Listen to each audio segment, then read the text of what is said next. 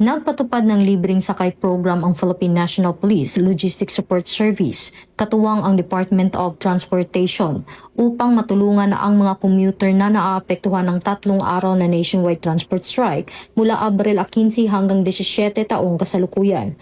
Ayon sa PNP-LSS, nag-deploy sila ng mga sasakyan sa iba't ibang lugar upang masiguro na may masasakyan ang mga mamamayan sa kabila ng kilos protesta ng Manibela at iba pang transport groups. Samantala, kinilala rin ng pulisya ang mga concern ng publiko kaugnay sa naganap na aksidente na kinasasangkutan ng isang PNP vehicle at Hydro bus sa kahabaan ng EDSA Main Avenue. Sinabi ng ahensya na kasalukuyan ng iniimbestigahan ng kinauukulan ang insidente upang matukoy ang buong katotohanan. Nananawagan naman ang PNP sa publiko na maging responsable sa paggamit ng social media at iwasang magpakalat ng mga larawan o video na maaaring magdulot ng maling interpretasyon habang nagpapatuloy ang imbestigasyon.